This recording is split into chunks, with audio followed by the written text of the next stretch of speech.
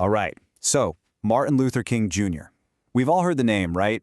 We know about the holiday, we've probably heard snippets of the I Have a Dream speech, but the version we get in the school books, it's often a little too neat, a little too simple. The real man was so much more complex, more radical, and honestly a lot more controversial. So let's really get into it. You know, we see his face carved into stone, and we think of him as the symbol of peace, of unity. But what if I told you that in his own time, he was one of the most divisive people in the entire country? He wasn't just asking for a few changes. He was a man who challenged the very foundation of the nation. Yeah, you heard that right. That's not some quote from a fringe hate group. That's from the FBI, the top law enforcement agency in the United States. So to really understand the man that they were so afraid of, we've got to go all the way back to the beginning.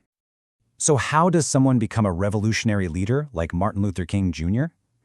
Well, his convictions were really forged in two fires: the raw injustice of the Jim Crow South, and at the same time, this truly incredible intellectual journey. I mean, get this. The man was an absolute prodigy. He started college when he was just 15 years old, and he had a PhD in theology by the time he was 26. You have to understand, he was this deep thinker, a serious scholar, long before he ever stepped onto the world stage as an activist.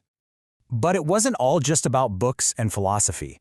This story, wow, it shows you the fire behind it all. For him, this wasn't some abstract debate. It was deeply personal. That burning anger he felt as a teenager, that was the engine. And all that education, that became the steering wheel that helped him channel it. And then comes the moment that changes everything. Rosa Parks makes her courageous stand. She's arrested, and the community in Montgomery is ready to act. They need a leader. And who do they turn to? This brand new 26-year-old pastor in town, Dr. King. He wasn't sure he was ready for it, but he said yes. And that one decision didn't just change his own life. It set the course for the next chapter of American history. Okay, so this brings us to his core philosophy. Now, this is something a lot of people get wrong about King. They hear nonviolence and they think passive, but that could not be more wrong. His strategy was active, it was deliberate, and yeah, it was confrontational. The key word in that definition is right there, active. It's an active refusal. He took ideas from thinkers like Gandhi and Thoreau, but he used them in a really powerful way. He wasn't trying to avoid conflict. He saw civil disobedience as a moral weapon you could use to create a crisis and force a conversation. And his method was just genius. See, it wasn't random. Every tactic had a specific job to do. Boycotts, they hit him where it hurts, the wallet. That creates an economic crisis. The sit-ins at lunch counters, that was all about putting the sheer ugliness of segregation right on the evening news for the whole world to see. The point was never to defeat your opponent, but to awaken their conscience. And then he gets thrown into a Birmingham jail, and from that cell, he writes one of the most important documents of the 20th century. What's so amazing is who he's calling out. It's not just the obvious racists. He's talking directly to the good, well-meaning people who kept saying, just be patient, the people who preferred a quiet injustice over a loud, messy fight for what was right. This was absolutely radical stuff. So just think about this. While King is out there fighting for the soul of America, his own government is actively fighting against him. They created this secret program called COINTELPRO and listened to its stated goal: to neutralize him.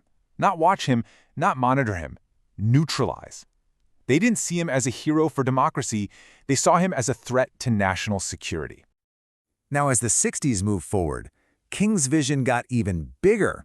He started to realize, hey, what good is winning the right to sit at a lunch counter if you can't even afford to buy a hamburger?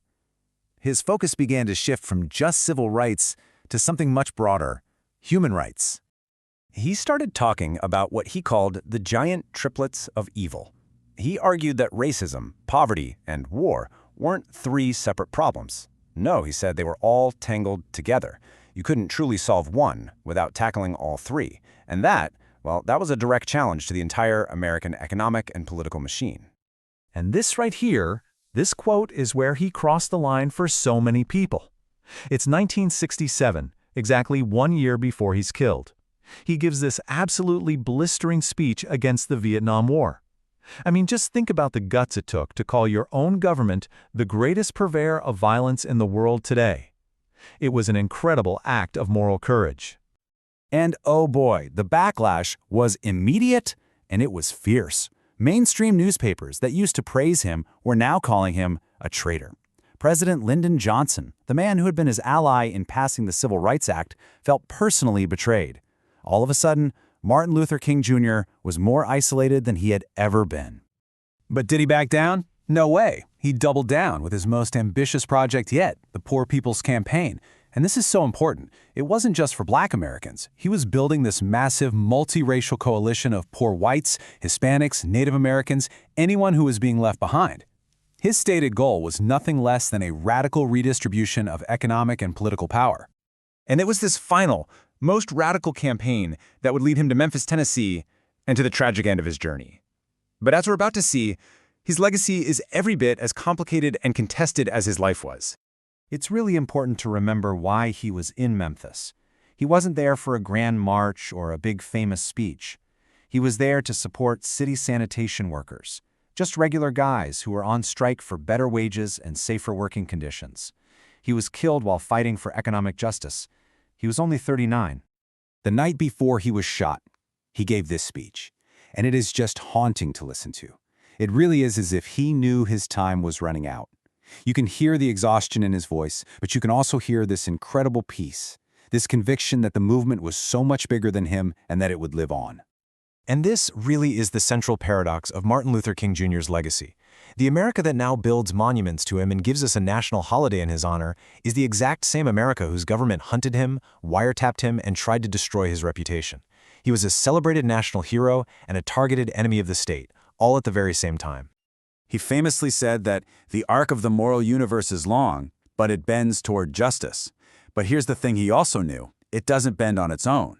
People have to grab it and bend it. And so that leaves all of us with a pretty simple but powerful question. Who's going to bend it now?